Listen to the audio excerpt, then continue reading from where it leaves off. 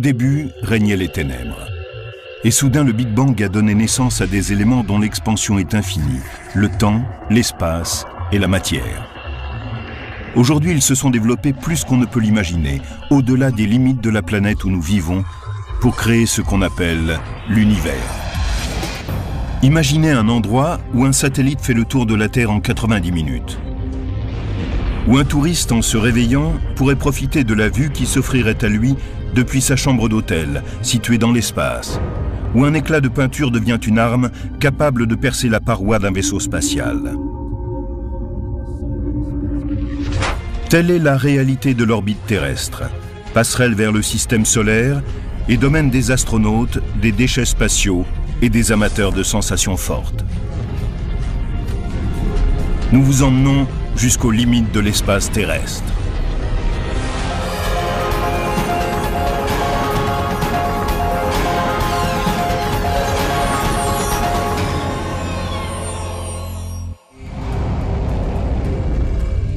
Dans un avenir pas si lointain, un humain embarquera à bord d'une fusée et sera lancé directement en orbite à 160 km de la Terre.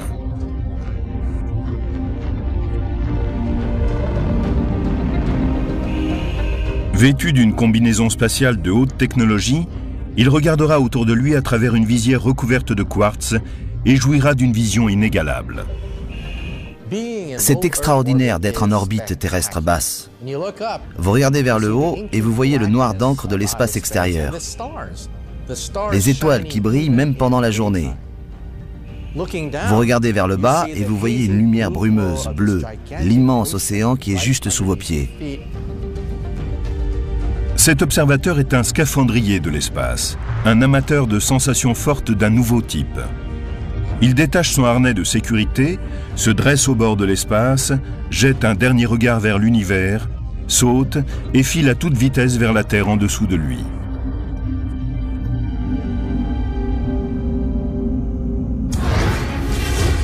Le saut dans l'espace est une des activités que l'on pourrait un jour pratiquer dans l'orbite terrestre, cette zone qui entoure la Terre et commence à 160 km au-dessus du niveau de la mer. C'est le domaine des satellites et des stations spatiales. Et si les combinaisons orbitales le permettent, ce sera aussi celui d'un sport extrême, le saut dans l'espace.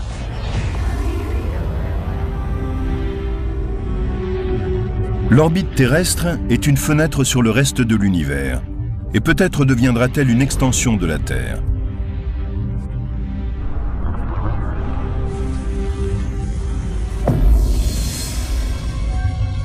Mais l'environnement y est très différent de celui de notre planète.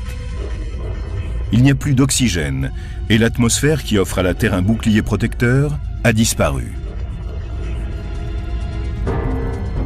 Des menaces cosmiques guettent ceux qui s'aventurent ici. Nous oublions que l'espace extérieur est dangereux. Nous oublions que c'est le domaine des radiations cosmiques, des éruptions solaires. On y rencontre des météores, des débris spatiaux. Naviguer dans l'espace extérieur ressemble fort à une course d'obstacles. Comme pour les passionnés de saut en chute libre qui s'éjectent d'un avion pour filer vers la Terre, on peut penser que sauter dans l'espace n'est que l'occasion d'éprouver des sensations fortes. Mais cela cache aussi des intentions très sérieuses. Jonathan Clark, chirurgien dans l'aviation et ancien parachutiste en très haute altitude, est un de ceux qui travaillent sur l'idée de saut dans l'espace, et ce pour des raisons très personnelles. J'ai été affecté à la NASA pour travailler sur des opérations spatiales. Et puis, ma femme était astronaute.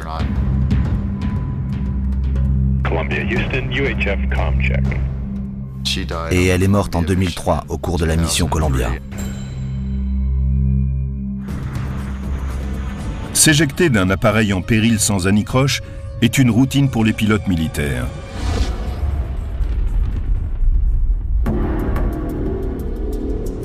Mais pour les astronautes, en revanche, il n'existe pas de procédure qui leur permettrait de s'éjecter d'un vaisseau spatial en cas de catastrophe.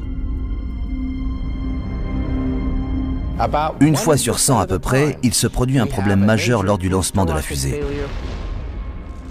Ou une catastrophe dans l'espace extérieur.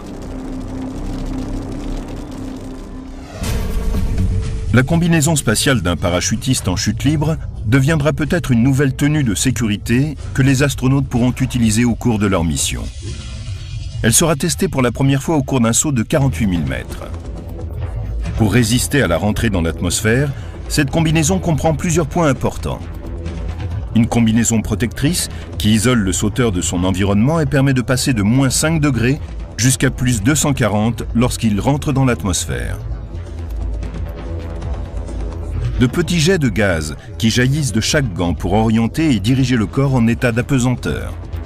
Un système d'oxygène en circuit fermé qui nettoie le dioxyde de carbone et le remet en circulation pendant les 10 minutes du voyage de retour. Un parachute de décélération pour stabiliser le parachutiste quand il se rapproche de la Terre.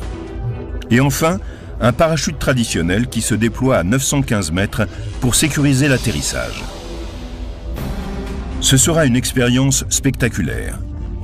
Au cours des 2 premières minutes du saut, le parachutiste atteindra des vitesses de 4000 km/h en chute libre. La résistance atmosphérique élèvera la température de la combinaison spatiale jusqu'à 245 degrés et ralentira la vitesse du parachutiste jusqu'à 195 km/h. Le parachute de décélération s'ouvrira au bout de 7 minutes et lui permettra de ralentir. Enfin, à une altitude de 900 mètres, un parachute conventionnel se déploiera. Et l'homme se posera sur le sol en toute sécurité. Ce sera comme au cinéma. Chris Gilliam est chef costumier à Hollywood. Il dirige la création au sein de la société Orbital Outfitters. Au sein de cette entreprise, il a conçu toute une série de combinaisons spatiales. Sa précision légendaire lui a valu une commande de la NASA pour concevoir une veste spatiale pour femmes. Quand vous regardez de près de vraies combinaisons, vous comprenez qu'il ne s'agit pas simplement d'une tenue blanche avec des accessoires en plastique et un casque en forme de bulle. Il faut penser une combinaison spatiale comme s'il s'agissait d'un vaisseau individuel. Pour mieux protéger le corps, les combinaisons spatiales sont conçues couche par couche. Imaginez le genre de vêtements dont vous auriez besoin pour d'abord traverser un désert aux conditions 2 fois pires que celles qui règnent dans le Sahara, et une seconde plus tard, passer dans un environnement comme celui de l'Arctique. Voilà ce qu'il vous faudrait. Quand on regarde la forme et le mode de fonctionnement de ces combinaisons orbitales, on voit que Gilliam a pensé aux armures médiévales pour concevoir ses créations futuristes. Voici un gant du XIVe siècle. Cette articulation est presque identique à celle du gant d'une combinaison spatiale. Et tous deux ont presque la même forme et accomplissent la même fonction. Il faudra peut-être des années avant que ce type de saut ne devienne une réalité. Mais les amateurs de sensations fortes partent déjà vers les limites de l'espace dans le domaine de l'orbite terrestre. Jusqu'en 2001, le privilège de tourner en orbite autour de la Terre était réservé à une petite élite, des astronautes choisis pour travailler dans l'espace. Mais c'était avant que le tourisme spatial ne devienne une réalité. Beaucoup de gens, quand ils pensent au vol dans l'espace, rêvent d'y aller eux-mêmes. Depuis le tout début, ceux qui réfléchissaient sur les vols spatiaux prévoyaient déjà l'avènement du tourisme spatial. À l'heure actuelle, la société Space Adventures est la seule qui permette d'accomplir ce rêve. Nous sommes la seule société privée de voyages spatiaux. Space Adventures a démarré son activité il y a 10 ans, quand un premier client est parti pour un voyage en très haute altitude à bord d'un avion supersonique russe. Quand il est revenu et qu'il a raconté qu'il avait vu la courbe de la Terre et le ciel sombre par-dessus, j'ai su que notre activité allait pouvoir se développer, que des millions de gens à travers le monde voudraient partir avec nous. En 2001, un milliardaire, l'investisseur Denis Tito, prit contact avec Space Adventures pour organiser un voyage dans l'orbite terrestre. L'ère du tourisme spatial privé était née. Le vol de Denis Tito vers la Station spatiale internationale marquait les débuts du tourisme spatial. Ce fut une immense réussite, pleine de signification. La communauté spatiale qui observait l'aventure trouva cela formidable et applaudit. Une nouvelle ère était née. J'aime l'espace. Space Adventures propose maintenant des voyages vers la Station spatiale internationale pour une somme de 30 millions de dollars. Vous apprenez plein de choses sur la fusée, sur le vaisseau spatial à bord duquel vous allez vous envoler, ainsi que sur la station spatiale. Et vous apprenez comment vivre, manger, travailler et même aller aux toilettes une fois dans l'espace. Pour arriver à la Station spatiale internationale, les touristes de l'espace devront d'abord voyager avec des Russes dans une capsule Soyouz. Elle a navigué avec succès pendant 35 ans. C'est un exploit technologique de vous faire décoller et de vous placer en orbite en moins de 8 minutes. Une fois arrivés à la station spatiale, les touristes de l'espace vivent comme de vrais astronautes. Le confort est très relatif. Donc si vous aimez le camping et n'y voyez aucun inconvénient, vous serez parfaitement bien dans une station spatiale. Si vous avez l'habitude de faire des excursions dans la nature sans le confort d'un toit, alors les équipements du vaisseau spatial vous conviendront. La nourriture est excellente, mais on ne va pas là-bas pour la nourriture. Ce qui est vraiment un plaisir dans l'espace, c'est de flotter en apesanteur, d'apercevoir la Terre, de faire partie de l'avenir de l'exploration spatiale et de pouvoir vivre cette expérience de quitter la planète et de se rendre là où très peu de gens sont déjà allés. On peut admirer 16 couchers et 16 levées de soleil par jour, étant donné la vitesse à laquelle on tourne autour de la Terre. À l'heure actuelle, les voyages dans l'espace sont trop onéreux pour la plupart des gens. Pour vous rendre simplement dans l'orbite terrestre basse, cela vous coûterait près de 20 000 $ par kilo. Autrement dit, vous paieriez votre poids en or. De nombreuses sociétés tentent de concevoir un nouveau vaisseau spatial pour rendre les voyages dans l'espace plus abordables. Ce que je peux vous dire, c'est que cela ne coûtera pas 4 000 $. Cela devrait commencer à 40 millions de dollars. Mais Space Adventures a de grands projets. La société veut élargir ses offres de voyages spatiaux. Un de nos futurs clients marchera dans l'espace pour la première fois. Nous sommes également très excités par l'idée d'un programme de vol autour de la Lune. Nos clients pourraient tourner à une centaine de kilomètres de la surface lunaire. L'idée d'envoyer de simples citoyens dans l'espace a changé la manière d'envisager l'exploration spatiale. Je dirais que nous avons ouvert la voie à toute l'industrie du tourisme. Maintenant, beaucoup de gens ont envie de briser cette frontière et de le faire dans un cadre privé. Nous espérons être considérés dans l'histoire comme ceux qui ont fait démarrer toute l'industrie spatiale. Aller jusqu'aux limites de l'espace est peut-être la partie la plus enthousiasmante de l'aventure spatiale. Mais l'espace est un vaste domaine qui abrite des dangers qui ne ressemblent à rien de ce que nous connaissons sur Terre. L'orbite terrestre qui délimite notre frontière spatiale est généralement divisée en 3 parties. L'orbite terrestre basse est une ceinture de 1770 km de large. Elle est la plus proche de l'atmosphère terrestre. Elle commence à 200 km seulement au-dessus du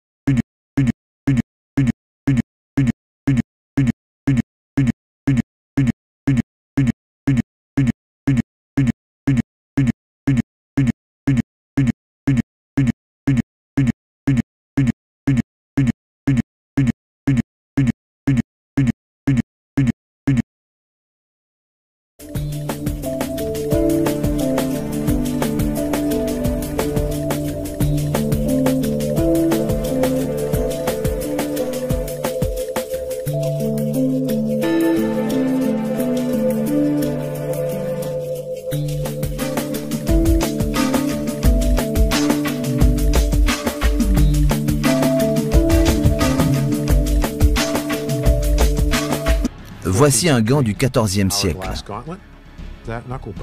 Cette articulation est presque identique à celle du gant d'une combinaison spatiale. Et tous deux ont presque la même forme et accomplissent la même fonction. Il faudra peut-être des années avant que ce type de saut ne devienne une réalité. Mais les amateurs de sensations fortes partent déjà vers les limites de l'espace dans le domaine de l'orbite terrestre.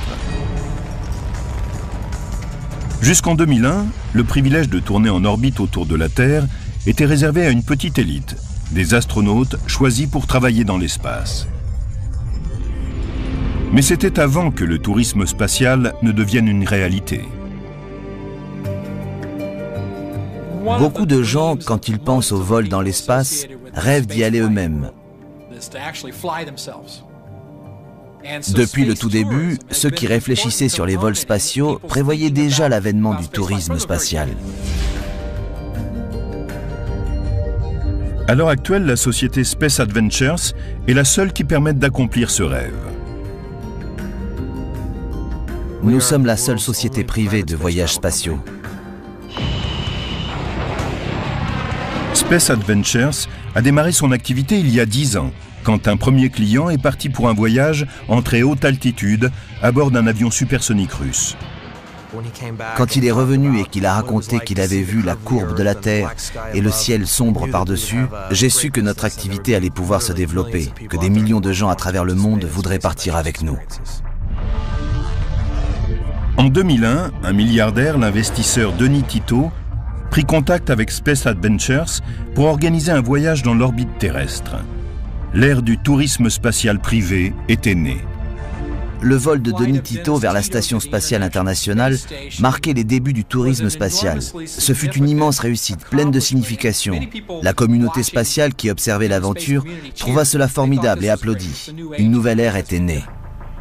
J'aime l'espace. Space Adventures propose maintenant des voyages vers la Station spatiale internationale pour une somme de 30 millions de dollars.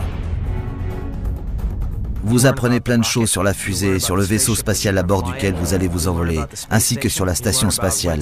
Et vous apprenez comment vivre, manger, travailler et même aller aux toilettes une fois dans l'espace. Pour arriver à la Station spatiale internationale, les touristes de l'espace devront d'abord voyager avec des Russes dans une capsule Soyouz.